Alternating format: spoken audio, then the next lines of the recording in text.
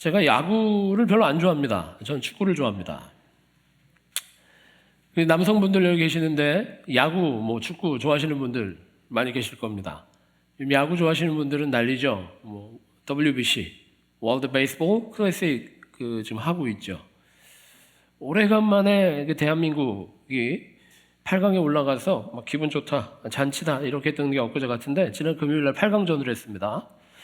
8강전을 했는데 하필이면 왜 대한민국이랑 붙은 나라가 도미니칸 리퍼블릭인지, 우리 동네 도미니칸 리퍼블릭 분들 많이 사시잖아요. 근데 그래도 어지간히 하겠거니 재미있게 경기할 것이다 생각을 했는데 이거 세상에 이거 시작하자마자 빵빵 얻어맞기 시작하더니 3회 지나니까 4대 빵, 7대 빵. 그리고 결국에는 세상에 8회 콜드 게임을 당했는데 몇 대 몇으로 졌는지 아세요? 다 여자분들이 야구를 더 좋아하시는 10대 빵으로 졌습니다. 그것도 마지막 8회에 끝내기 3점 홈런 맞아가지고, 그 다음부터 제가 도미니칸 사람들을 볼 때마다 얼마나 왼수처럼 느껴지는지. 이게 무슨 일이었냐면 경기를 하는데 이게 너무 쉬우니까 우리나라 투수들이 힘이 하나도 없더라고요. 공도 막 이렇게 막 걸어가는 것 같이 한 120km, 130km밖에 안 나오고 한 80마일대 후반 중후반이었던 것 같아요. 그러니까 이렇게 빵빵 맞죠. 근데 맞고 나서 이 도미니카 선수들이 조롱하는 것 같이 막 이렇게 막 너무 좋아하니까 맥도널드를 가도 도미니칸 것들밖에 없고 길거리를 걸어가도 이 도미니칸 리퍼블릭 사람들밖에 안 보이고 그때부터 너무 미운 거예요. 원수 같아요. 아주 고단한 하루를 보냈습니다.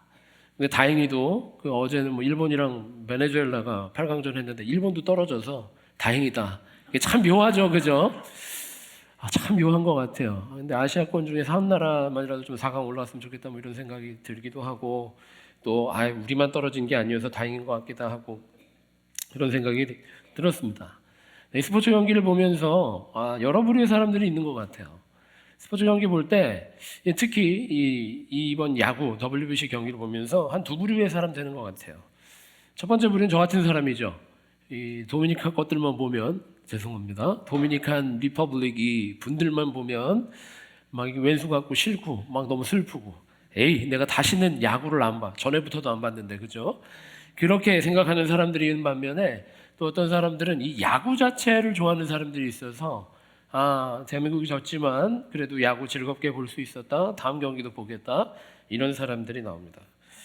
참 제가 이 설교 지금 시작하면서 지난주에는 전쟁 얘기했는데 이번 주에 WBC 얘기하려니까 참 우리가 살아가는 세상 요지경이다 이런 생각이 들기도 하고 여러 가지 생각들이 드는 한 주간이었습니다. 어쨌든 우리가 살아가면서 이 야구 경기를 보면서도 여러 가지 해석이 나올 수 있었던 것처럼 우리 인생에서도 여러 가지 반응과 여러 가지 결단들이 얽히고 설키는 게 바로 인생인 것 같아요. 어떤 사람들은 엄청 큰 시련에도 불구하고 극복하고 일어나는 사람들이 있습니다. 근데 또 어떤 사람들은 작은 실수, 작은 유혹에도 크게 무너지고 다시는 일어나지 못할 정도로 크게 무너져 내리는 사람들도 있습니다. 근데 저는 이런 차이점이 왜 올까 생각해 보니까 이거는 정신력의 문제가 아니더라고요. 어떤 사람은 정신력이 좋고 세서 시련 속에서도 일어나고 또 어떤 사람은 정신력이 약해서 일어나지 못하고 좌절하고 있는 그거 아니더라고요. 사람들마다 저마다 인생의 목적과 이유가 있습니다. 살아가는 원동력이라고 하는 게 있다라는 거예요. 근데 원동력의 방향이 어디 있느냐에 따라서 큰 실수가 작게 보이기도 하고 작은 것들이 어마어마하게 크게 보이기도 하는 겁니다. 여러분은 어떤 이유를 가지고 살아가고 계십니까? 여러분들은 어떤 목적을 가지고 원동력을 가지고 살아가고 계십니까? 이 사순절이 십자가로 정렬되고 주님 주실 은혜를 향해서 달려가는 계절입니다. 우리 인생이 어느 걸음을 향해 가고 있는지 점검해 볼 수 있는 아주 좋은 계절이라는 거예요. 누군가는 돈을 향해서 달려갈 것이고 누군가는 여러 가지 이유를 향해서 달려갈 것이죠. 그런데 우리 크리스찬들은 공동된 삶의 이유가 있습니다. 내가 살아도 주를 위해 살고 내가 죽어도 주를 위해 죽는다. 우리의 삶의 이유가 무엇입니까? 예수 그리스도.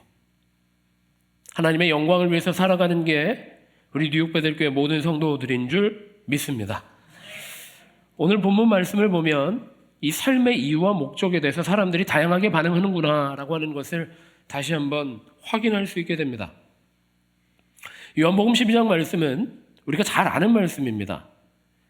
향유 옷값을 깨트려서 예수님의 발을 씻겨드린 마리아, 그 귀한 이야기가 기록되고 있는 게 12장 1절부터 8절까지의 말씀인데 여기에도 여러 사람들의 반응들이 나오고 있다라는 거예요. 예수를 위해 잔치할세라고 기록하고 있습니다. 잔치를 한 장소가 어디냐면 베다니였습니다. 베다니는 아주 중요한 도시인데 예수님이 십자가의 여정, 구속사의 여정을 완성해 나가시기 위해서 그 여정을 시작하셨을 때 베다니라고 하는 곳에서 나사로, 죽은 나사로를 살려주신 곳이 바로 베다니였습니다. 그래서 이유가 예수를 위해 잔치할세라고 기록하고 있음에도 불구하고 이 잔치가 나사로를 위한 잔치였는지 예수님의 십자가를 함께 짊어지겠다라고 하는 사람들의 결단이었는지는 우리가 아직까지는 잘 모르겠습니다. 마르다는 일을 하고 나사로는 예수와 함께 앉은 자 중에 있더라. 그때 마리아는 지극히 비싼 향유, 여러분들 집에 가면 다 비싼 향유 하나씩 다 있으시잖아요. 그죠? 샷땡, 넘버 7, 5 이런 거 다 있지 않습니까? 다 요즘에 여러 가지 향유들 가지고 계실 텐데 그 순전한 나드 한 근을 가져다가 예수의 발에 붓고 자기 머리털로 그의 발을 닦으니 향유 냄새가 집에 가득하더라 라고 기록하고 있어요.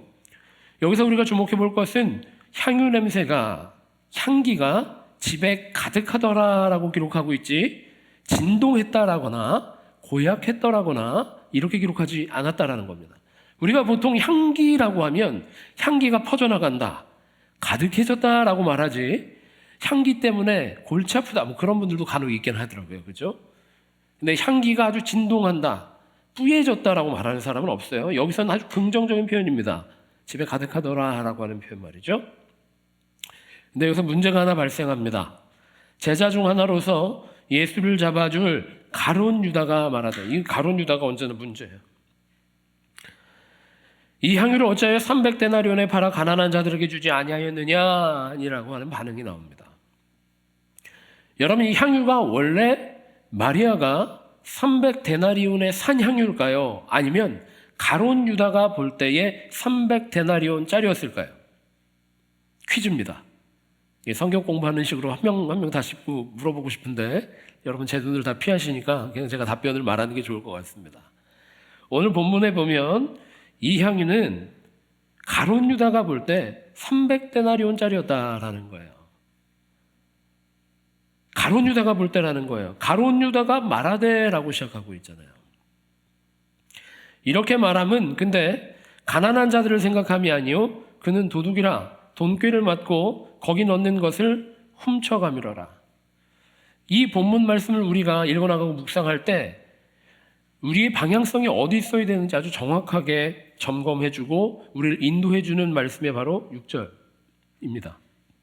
이 본문 말씀을 보면서 어떤 사람들은 향유 옥합에서 퍼져나간 향기에 집중하는 사람들이 있고 또 어떤 사람들이 300데나리온의 가치에 집중하는 사람들이 있습니다. 가룟 유다 같은 이들은 300데나리온에 집중할 겁니다. 마리아 같은 이들은 향기, 예수님의 발에 집중할 겁니다. 예수님의 가실 길에 집중했다라는 얘기가 되겠죠. 여러분은 어느 편에 서 계시느냐라는 거죠. 사실 이 본문은 아주 중요한 본문 중에 하나입니다. 예수님이 복음서에서 공생의 기간 동안 아주 썩 기분이 좋았던 적이 그렇게 많지가 않아요. 예수님께서 기분이 아주 좋았다, 아주 기쁘셨다라고 말하고 있는 본문이 많지가 않은데 오늘 본문이 그 몇 안 되는 본문 중에 하나입니다. 마리아의 이 헌신을 보고 예수님께서 아주 기뻐하셨다라고 말하고 있는 게 오늘 본문이라는 거예요. 예수님 심지어 뭐라고 말씀하셨냐면 복음이 선포되는 자리에는 이 이야기, 향유옥합을 깨트린 이야기도 항상 함께 증거될 것이다 라고 말했어요. 복음에 감화된 사람들이 항상 증거할 이야기가 이 오늘 향유옥합을 깨뜨린 이야기가 될 것이다라고 예수님이 말씀을 아주 기뻐하셨다라는 거예요. 그리고 당연한 이야기가 된다라는 겁니다. 그런데 간혹 이 이야기를 보고 300데나리온에 걸리는 사람들이 있습니다. 이 가룟 유다의 말이 어찌 보면 되게 설득력 있는 이야기처럼 들리기도 합니다. 왜냐하면 이 300데나리온이라고 하는 값어치는 상당히 값어치 있는 비싼 거예요. 그 남자분들은 잘 모르시겠지만 여성분들 향수에 돈 많이 씁니다. 보통 비싼 게 아니에요. 근데 그거랑은 비교도 안 될 정도로 지금 이 마리아가 깨뜨린 향유 옷값은 300데나리온이라고 했는데 300데나리온이 어느 정도의 가치인지 여러분 혹시 알고 계십니까? 얼마일까요? 한 5만 불 될까요? 여러분 상상도 못 하셨습니까? 한 500불이면 될 줄 알고 계셨습니까? 이 300데나리온은 정확하게 1년 연봉이라고 번역하는 게 맞습니다. 300데나리온이라고 하는 말은 1년 연봉이에요. 1데나리온이 얼마의 가치가 있는 것이냐면 하루 취품삯입니다. 하루치. 일을 했을 때 받을 수 있는 1급이라는 거예요. 그러니까 300데나리온이라고 하는 것은 무슨 말이 되냐면 연봉이라고 하는 말이 되는 겁니다. 그러니까 그것도 그냥 한적하게 그냥 여유 있게 일하는 사람 말고 성실하게 일주일에 한 번 정도 쉬는 사람, 그런 사람들이 받을 수 있는 연봉이 300데나리온이라는 거예요. 어찌 보면 이게 설득력이 있는 겁니다. 1년치 연봉되는 것을 어떻게 예수님 발 앞에 깨뜨려가지고 그것을 한 번에 부어버릴 수가 있느냐? 그 값어치면, 그 재정이면 차라리 그거 팔아다가 가난한 사람들 도와주는 게 맞지 않겠느냐? 설득력 있는 이야기입니다. 근데 예수님께서 이렇게 이야기하십니다. 예수께서 이르시되 그를 가만두어 나의 장례할 날을 위하여 그것을 간직하게 하라. 가난한 자들은 항상 너희와 함께 있거니와 나는 항상 있지 아니하니라 하시니라. 무슨 얘기예요? 예수님이 지금 마리아가 잘했다라고 손을 들어주고 계시다라는 겁니다. 여러분 얼른 이 장면이 말씀 가운데 있으니까 마리아 편을 들 수 있지만 사실은 우리가 상식적으로 생각했으면 가룟 유다의 편을 듣는 것도 어느 정도 설득력 있겠다라고 생각하시는 분들이 계실지도 모르겠어요. 여러분 저는 이 본문 말씀 중에서 가득하였더라라고 하는 말에 집중합니다. 그 집에 가득하게 되었더라. 향기가 가득하게 되었더라라고 하는 거. 여러분 어떤 그 향수 전문가가 얘기하는데 여러분 향수는 잘 한번 맞춰보세요. 향수가 좋은 향수가 하나 있습니다. 비싼 향수가 병에 아주 향수는 병들도 예쁘잖아요. 저는 향수가 하나도 없어서 잘 모르는데 광고 보면 그렇더라고요. 병이 예뻐요. 그 향수가 병에 들어있을 때 값어치 있는 것일까요? 아니면 병에서 뿜어져 나왔을 때 가치 있는 것일까요? 그게 가룟 유다 편이라는 거예요. 병에 있을 때 값어치 있는 거 우리 그렇게 생각합니다. 많이 그죠? 브랜드도 있고 예쁜 병에 담겨 있고 그걸 선물해주고 그러면 그 값어치 있는 것처럼 느껴지는데 향수 전문가가 말하는데 향수를 만들 때 패키징보다 더욱 신경 쓰는 게 바로 이 조향하는 거. 어떤 향을 어떻게 섞어서 사람들에게 어떤 감정을 줄 것이냐 그거 연구하는데 훨씬 많은 에너지가 들어간다는 거예요. 그래서 향수는 병 안에 있으면 그 값어치를 제대로 발현할 수가 없다는 거예요. 뿜어져 나와야 그 향기로서의 가치가 생긴다는 거죠. 우리는 향수를 살 때 병을 사는 게 아니라 향기를 사는 거잖아요. 제가 미국에 처음 와서 제일 쇼크받은 것 중에 하나가 뭐냐면 데오드란트입니다. 여러분 아무것도 모르시는 것처럼 여러분은 사용 안 하십니까? 근데 저도 이거 사용을 잘 안 하는데 저희 아이들은 벌써부터 데오드란트 뭐 이런 거 신경을 쓰더라고요. 제가 미국에서 처음 놀란 게 뭐냐면 한국에서 살 때는 데오드란트가 뭔지도 잘 몰랐어요. 사실은 그냥 땀 안 나게 하는 건가? 뭐 그냥 그 몸의 채취를 감추기 위한 어떤 특별한 장치가 있는 것인가? 그래서 이 데오드란트라고 하는 말의 뜻도 몰랐어요. 디오드란트잖아요, 그죠? 악취 제거하는 거, 악취 감추는 거. 근데 미국에 오니까 이거 뭐 델리를 가도 섹션에 이만큼 있고 약국에 가면 뭐 하나일 전체가 다 뭐 종류별로 브랜드도 왜 이렇게 많은지 어딜 가나 디오드란트가 그렇게 많은 거예요. 저만 미국에 왔습니까? 근데 저는 처음에 이게 이해가 안 됐어요. 이거를 왜 이렇게 돈 주고 살까 생각을 했는데 알고 보니까 디오드란트의 역할은 땀만 안 나게 하거나 악취를 감추는 정도의 역할이 아니라 그 디오드란트마다 이 향기가 각양각색이잖아요. 그죠? 이거는 우리 악취를 없애겠다라고 하는 데서 넘어서서 이제는 향기를 주겠다라고 하는 기능을 포함하고 있는 제품이 디오드란트라는 거더라고요. 사람들은 누구나 향기를 품는 인생이 되기를 원합니다. 할렐루야. 아니 뭐 악취를 품기를 원하시는 분들 여기 계세요? 왜 이렇게 고개를 떨고 계십니까? 악취를 감추는데 그치는 것이 아니라 우리 인생은 향기를 품기를 원한다라는 거예요. 그게 우리 사람들의 생각이라는 건데, 여러분 진정한 향기를 바라는 인생이라고 하는 걸 우리가 한번 생각해 봤으면 좋겠어요. 우리를 두고 사도 바울은 그리스도의 향기다라고 말하고 있습니다.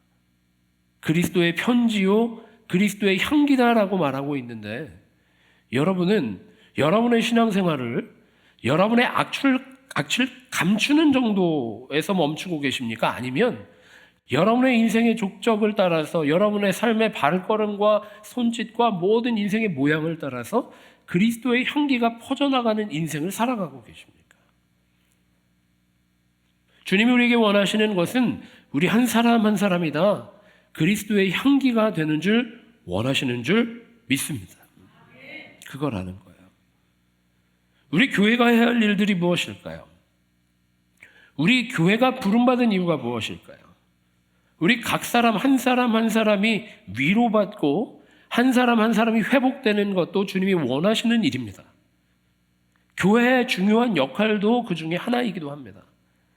그런데 주님께서 우리를 부르신 궁극적인 이유는 우리를 그리스도의 향기 되게 하시려고, 빛과 소금의 역할을 감당하는 그리스도의 편지요 그리스도의 향기 되라고 우리를 불러주셨다라는 거예요.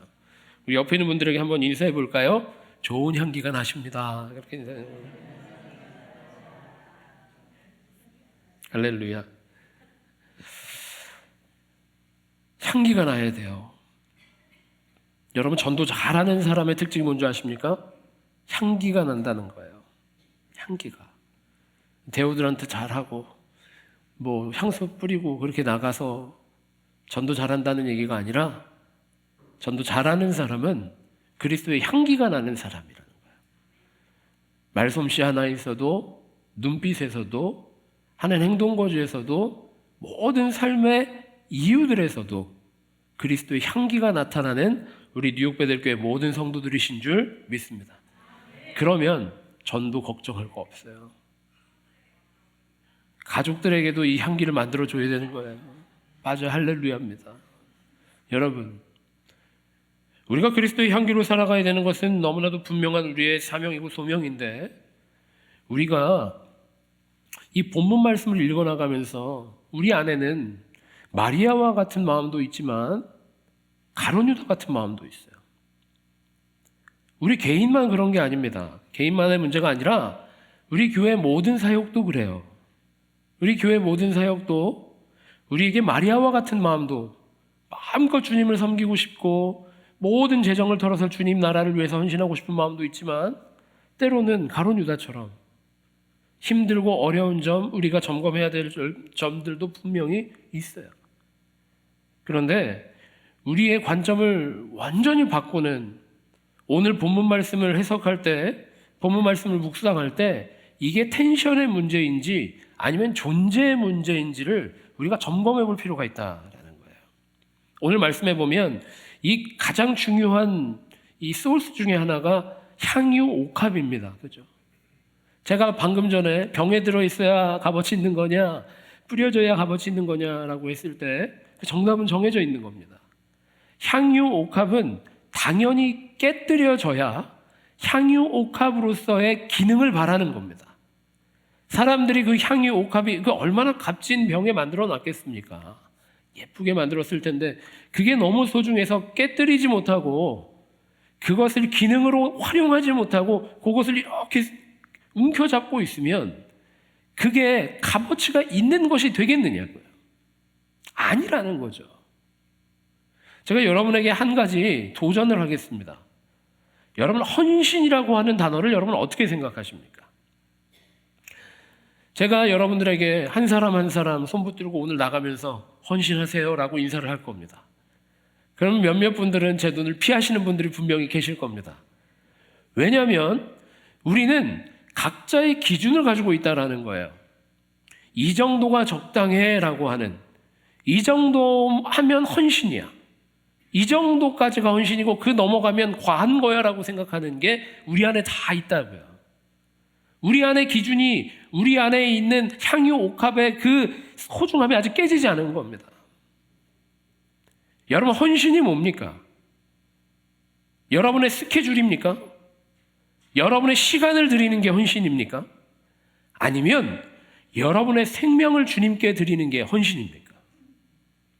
여러분의 생명을 주님께 드리는 게 헌신이라는 거예요. 시간을 얼마나 드리든 어떤 스케줄에 얼마나 참석을 하든 그것이 중요한 것이 아니라 여러분의 삶의 이유를 주님께 드리는 것, 생명 자체를 주님께 드리는 게 헌신이라는 겁니다. 여러분, 고민하지 마세요. 내가 모임마다 다 참석해야 헌신하는 거다. 내가 모임에 참석하지 못하면 헌신하지 못하는 거다. 그 기준이 어디 있는 건 줄 아세요? 사람들의 시선이고 내 마음의 양심인 겁니다. 요만큼 참석하면 내가 양심의 마음이 편함이 느껴지는 거고, 이만큼 못하면 내가 죄책감 느끼고, 그러면 그거는 내 인생을 내가 살아가고 있는 것이고 내가 하고 싶은 것 내가 하는 거예요. 헌신이라고 하는 것은 내가 하고 싶은 것이 아니라 하나님이 원하시는 하는 것, 하나님이 부르신 사명대로 살아가는 것, 하나님이 불러주신 소명에 응답하고 순종하는 게 헌신인 줄 믿으시기 바랍니다. 언제 어디에 있든 무엇을 하든 하나님을 위하여, 주님 나라의 영광을 위하여 살아가는 게 헌신이다라는 거예요. 할렐루야. 옆에 있는 분들에게 인사하겠습니다. 헌신합시다. 그렇게 인사하겠습니다. 자, 이제 다 결단하셨어요. 헌신하시는 겁니다. 할렐루야. 자, 헌신이라고 했을 때는 우리가 이렇게 쉽게 말할 수 있습니다. 그래서 오늘 설교에 기능적인 장치를 하나 넣었는데 헌신이라고 하면 금방 이해가 됩니다. 헌금은 어떻습니까?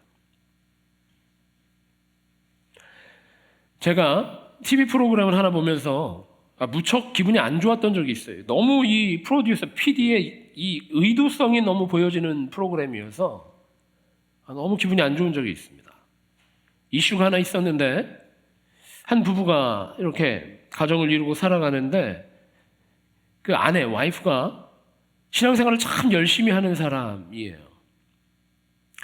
근데 TV 프로듀서는 이것을 어떻게 그려내느냐면 교회에 미쳐있는 사람, 가사 일은 하나도 돌보지 않고 청소도 안 하고 밥도 안 하고 아이도 돌보지 않고 교회에만 가 있는 아내, 그리고 남편은 그 신앙생활을 안 하는 사람이니까 그거를 이해할 수가 없어서 이혼 사유에 해당하느냐 마냐 이거 가지고 이야기하는 프로그램이 TV에 방영된 적이 있어요.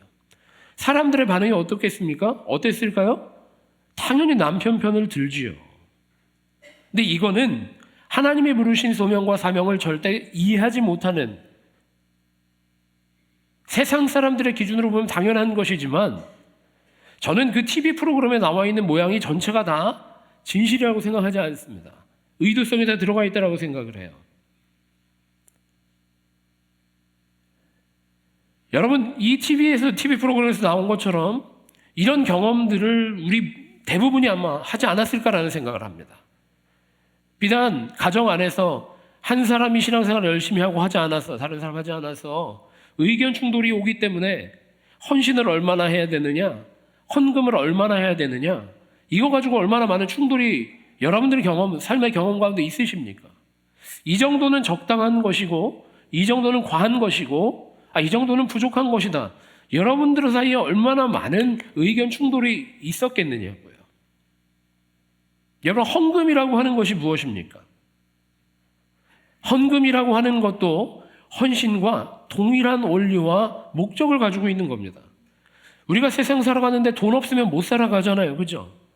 우리가 가룟 유다가 300데나리온의 가치를 보고 향유가 아깝다고 말했던 것처럼 그거는 우리가 부정할 수 없는 사실이에요. 우리가 세상 살아가기 때문에 돈이 있어야 먹고 살고, 돈이 있어야 내가 쉴 수 있는 집을 얻을 수 있고, 세상 모든 것이 돈으로 활용돼서 사용되니까 당연한 거죠. 그런데 우리가 헌신을 이야기할 때는 이제 내가 내 삶을 살아가는 것이 아니라 하나님을 위해서 살아가겠다라고 하는 것이 헌신이라고 하는 데서는 다 동의가 되는데, 헌금이라고 하는 것은 여러분 어떻게 하고 살아가는지를 한번 점검해 봤으면 좋겠다라는 거예요. 여러분, 돈이 내 겁니까? 하나님 겁니까? 제가 이럴 줄 알았어요. 대답이 확실하게 줄어들 줄 알았어요. 헌신, 우리의 생명이 주님 겁니까? 내 겁니까? 자, 이거 헌금 얘기한 다음에 답변이 이렇게 목소리가 달라지죠? 오늘 본문에 보면 아주 중요한 내용이 하나 나옵니다. 우리 놓치면 안 되는 본문인데, 향유옥합 사건이 벌어지고 있는 장소가 어떤 의미를 가지고 있는지 우리가 놓치면 안 됩니다. 12장 1절 말씀인데, 6월절 엿새 전에 예수께서 베다니에 이르시니 이곳은 예수께서 죽은 자 가운데서 살리신 나사로가 있는 곳이라. 할렐루야. 무슨 일이 벌어졌다고요? 여기서 죽은 나사로를 살리신 자리라는 거예요. 거기에서 지금 잔치가 벌어지고 있는 겁니다. 그러면 얘기가 달라지는 거예요. 300데나리온이 무슨 의미가 있습니까? 생명을 살려주셨는데, 죽은 자를 살려주셨는데 뭐 논이라도 못 팔겠습니까? 소라도 못 팔겠습니까? 자동차라고 못 팔겠습니까? 내 생명을 살려주신 주님이신데, 여러분, 우리가 신앙생활 할 때 우리가 중요한 이 가치 판단의 기준을 어디 두느냐 정말 중요합니다. 우리는 우리의 악취를 감추기 위해서 신앙생활하는 거 아닙니다. 우리의 양심을 위로하기 위해서 신앙생활하는 거 아니에요. 위로받고 덕을 얻기 위해서 신앙생활하는 것이 아니라 주님이 나를 살려주셨기 때문에 주님의 영광을 위해서 사는 줄 믿습니다. 할렐루야. 우리 그렇다는 거예요. 나사로, 죽은 나사로가 살아났으니까, 죽은 나사로가 살아난 이 자리이니까 마리아의 이 행동이 이해가 되는 거예요. 예수님이 왜 마리아의 편에 서시는지, 왜 이 복음이 선포될 때마다 이 이야기가 선포될 것인지 이해가 이제 되기 시작하는 겁니다. 여러분, 우리는 주님이 구해주신 사람들인 줄 믿습니다. 주님의 십자가 보혈로 구원받은 사람들인 줄 믿습니다. 헌신이 이해가 되는 거예요. 그러니까 죽었는데 살려주셨으니 주님께 인생 드리겠습니다. 당연한 겁니다. 나에게는 아무것도 없었는데 주님의 은혜로 나를 채워주셨습니다. 그러니까 주님의 나라를 위해서 내가 다 쓰겠습니다. 당연한 겁니다. 그게 당연한 거예요. 헌금이라고 하는 것 많고 적음에 있지 않습니다. 많고 적음이 중요한 것이 아니라 우리가 어떤 고백을 가지고 주님께 드리는지가 정말 중요하다라는 거예요. 예수님 뭐라고 말씀하십니까? 과부의 두렙돈이 그 어떤 누가 한 많은 헌금보다도 귀중하고 소중한 헌신이고 헌금이다라고 말씀하시지 않습니까? 할렐루야. 이 두렙돈에 집중하시면 안 돼요. 이 두렙돈에 할렐루야 하신 거 아닌 줄 믿습니다. 과부에게 두렙돈은 생명을 드리는 거예요. 생명을 드린 겁니다. 우리가 헌신하고 헌금할 때 우리가 주님 앞에 바른 신앙 고백으로 드릴 수 있는 뉴욕배들교회 모든 성도들 되시기를 축복합니다. 자, 여기까지만 말하면 제가 무슨 강매시키는 악덕 사이비처럼 보여질지도 모르겠습니다. 그런데 여러분, 우리의 삶의 이유가 바뀌어지는 것인데, 우리의 삶의 목적이 달라지는 것인데, 우리의 삶의 이유와 목적이 왜 바뀌어졌나요? 왜 바뀌어졌습니까? 에베소서 5장 2절 말씀입니다. 그리스도께서 우리를 사랑하사 자신을 향기로운 제물과 희생 제물로 하나님께 드리셨느니라. 그리스도께서 우리를 사랑하셔서 자신을 향기로운 제물과 희생 제물로 십자가 앞에 달리심으로 하나님께 드리셔서 우리가 그 사랑을 충만하게 누리고 구원받아 주의 백성으로 회복된 줄 믿습니다. 여기서부터 시작되는 거예요. 죽었던 우리를 영생하도록 회복시키신 예수 그리스도의 십자가 은혜. 사순절입니다. 사순절 십자가로 정렬되는 이 귀한 계절, 부활의 소망을 기다리는 계절에 우리의 진짜 소망이 무엇이고 우리가 진짜 걸어가야 할 길이 어디인지를 정렬할 수 있는 뉴욕베들교회 모든 성도들 되시기를 축복합니다. 그때야 비로소 향유 옥합이 깨지기 시작하고 우리 인생에 주님 예수 그리스도의 향기가 가득하여지는 줄 믿습니다. 그렇다라는 거예요. 시편 51편 17절 말씀입니다. 하나님께서 구하시는 제사는 상한 심령이라. 하나님께서 구하시는 제사는 화려한 제물, 큰 제사, 훌륭한 양식이 아니라 우리의 상해 있고 우리의 가시 박혀 있고 우리의 상처난 심령 그대로 나오는 것, 그걸 주님 바라신다는 거예요. 우리의 전 존재를 주님께 드리는 것. 왜? 예수 그리스도께서 이미 모든 것을 우리에게 주셔서 구원받았기 때문에. 12장 24절 요한복음입니다. 한 알의 밀이 땅에 떨어져 죽지 아니하면 한 알 그대로 있고 죽으면 많은 열매를 맺느니라. 할렐루야. 여러분, 주님께서 우리를 미랄로 불러주신 줄 믿습니다. 이 뉴욕 땅 가운데, 혼란스러운 이 뉴욕 땅 가운데, 이 케이아스와 같은 이 땅 가운데 우리를 복음의 투사로 그리스도의 편지로 향기로 미랄로 불러주셨는데 우리가 아직 한 알 그대로 있어서 향이 옷값 깨뜨리 못하고 요거는 내 거, 요거는 하나님 거. 요것만큼은 그래도 있어야 내가 자식들 잘 기르지 않겠습니까?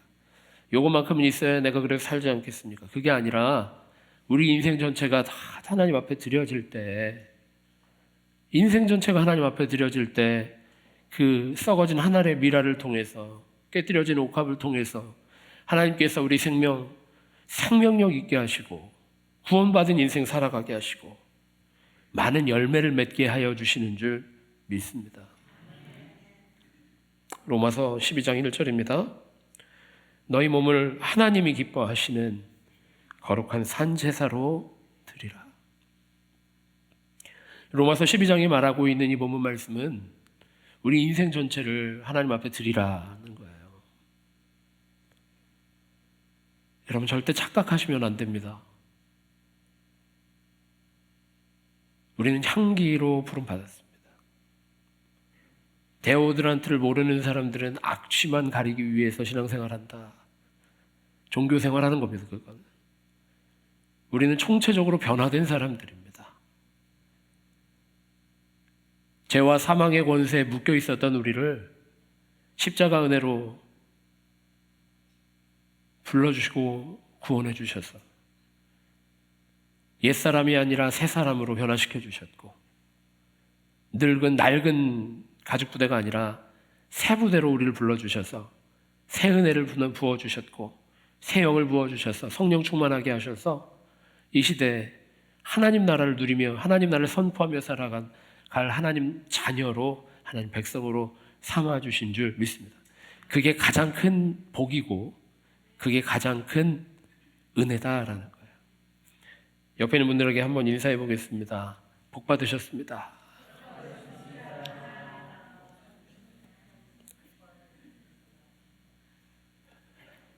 진짜 복 받으셨어요? 이거 아닌 것 같은데 다시 한번 복 받으셨습니다. 그렇게 인사하겠습니다. 구원받은 것보다 더 큰 은혜가 어디 있겠어요? 구원받은 것보다. 할렐루야. 제가 이렇게 핸드폰 가지고 놀고 있는데 SNS 하는데 갑자기 뭐 이상한 게 하나가 뜨더라고요. 뭐냐면 운세 얘기하는 애들이 요즘 SNS에 왜 이렇게 많아요? 무슨 뭐 돼지 띠는 뭐 북쪽으로 가라, 뭐 말 띠는 찬물로 샤워를 해라, 뭐 이러는데 저 모르는 것 같아. 어제 대운이 들어오니 로또를 사라. 제가 샀을까요? 안 샀을까요? 못 샀습니다. 너무 바빠가지고 못 샀어요. 아니, 어제 그 로또를 그게 사가지고 하면 인생 전체를 감쌀 수 있는, 이자로만도 먹고 살 수 있는 대운이 들어온대요. 근데 제가 그거 안 하고 그거 로또 사러 갔어야 되는데 뭐 했을까요, 어제? 예? 주보 만들고 있었어요. 주보 만들고 설교 준비하고 있었습니다. 여러분, 세상이 줄 수 없는, 세상과는 비교도 안 되는 큰 은혜와 복이 바로 구원받은 은혜인 줄 믿으시기 바랍니다. 예수 그리스도께서 우리 가운데 우리를 사랑하셔서 구원의 역사를 완전하게 온전하게 이루신 줄 믿으시기 바랍니다. 여러분, 죄와 사망에 눌려 사지 마세요. 죄와 사망의 옛사람의 모양으로 살아가지 마시기 바랍니다. 이제는 우리가 자유해진 겁니다. 구원받았습니다. 십자가의 은혜로 승리의 삶을 살아갈 수 있는 뉴욕배들교회 모든 성도들 되시기를 축복합니다. 그러니까 깨뜨릴 수 있는 거예요. 내 손에 있는 거 그거 누가 줬어요? 예수 그리스도께서 주셨으니까 다 깨뜨릴 수 있어요. 다 깨뜨릴 수 있는 겁니다. 그래야 거기서부터 향기가 나기 시작한다라는 거예요. 여러분, 요즘 교회들이 큰 혼란에 빠진 이유가 뭔지 아십니까? 해야 할 일들을 잃고, 진짜 해야 할 일들을 잃고, 기도의 자리를 놓치고, 예배 자리를 놓치고, 오히려 세상에 나아가서 사회 구제만 하고, 뭐 여러 가지 광장에 나가긴 하고, 이런 일들이 왜 벌어질까요? 예수 그리스도의 은혜를 충만하게 누리기만 하면 이 땅 가운데 여기서 모든 것이 다 해결되는데, 그거 관심 안 가지니까 다른 데서 다른 거 해보려고 그러는 거예요. 우리가 진짜 깨뜨려야 할 것은 우리의 가치, 우리가 가지고 있는 것을 하나님께 드릴 때 나오는 거예요. 여러분, 두 가지 종류의 교회가 있습니다. 사회구제 잘하고, 선한 일하고, 약한 자들 돌보고, 사회 정의를 위해서 열심을 다하는 교회가 한 가지 있습니다. 한 교회는 기도가 살아있고, 예배가 살아있고, 성령 충만한 그런 교회가 있습니다. 여러분, 어느 교회가 더 좋은 교회겠습니까? 물론 두 개가 다 돼야죠. 다 돼야 되지만 둘 중에 하나에만 집중하고 있는 교회가 있다면 어느 교회가 진짜 교회일까요? 예배가 살아있는 교회가 진짜 교회인 거예요. 어떤 예배? 예수 그리스도가 증거되는 예배가 있는 교회가 진짜 교회다라고 하는 사실을 여러분 다 공유하시기를 축복합니다. 지금 보세요. 지금 마리아와 가룟 유다가 지금 양편에 서 있는데, 여러분 이거 상식적으로 보면 가룟 유다 맞는 거예요. 우리 상식적으로 생각을 해보세요. 어느 사람이 상식적으로 생각했을 때 1년 치면 1억에 1억 10만 불입니다. 그거 한순간에 깨뜨려가지고 하나님 앞에 헌신했다라고 하는 사람, 그거 여러분들 중에도 다 뜯어 말리고 다닐 사람들 분명히 있어요. 제가 한번 얘기해 볼까요? 여러분, 행정임원회가 딱 모였습니다. 행정임원회 모였는데 제가 어느 날 갑자기, 여러분, 하나님이 저한테 감동 주셨는데 우리 교회 예산 다 털어가지고 선교센터 지으시랍니다. 그럼 여러분 다 뜯어 말릴걸요? 해도 되는 겁니까? 아무도 대답 안 하셨으니까. 상식적으로 생각하면 이거 안 되는, 맞지 않는, 마리아가 틀린 거예요. 그런데 여기에 우리를 구원하실 예수 그리스도가 서 있는 거예요. 할렐루야. 보세요. 가난한 자들은 항상 너희와 함께 있거니와 나는 항상 있지 아니하리라 하시니라. 주님이 우리의 중심이신 거예요. 예수 그리스도가 우리 중심이신 겁니다. 예수 그리스도 빼놓고는 우리가 아무것도 설명이 안 되는 거예요. 아무것도 해석해서는 안 돼요. 교회는 예수 그리스도가 머리 되시고 우리는 그 지체로 주님의 순종하는 신앙 공동체인 줄 믿습니다. 옆에 있는 분들에게 인사하겠습니다. 향유옥합을 깨뜨립시다.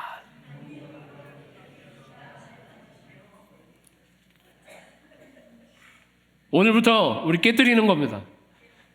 내가 움켜쥐고 있었던 나에게 가장 소중한 것들을 주님 앞에 드립시다. 이 운동이 없으면 우리 교회가 살아날 길이 없어요.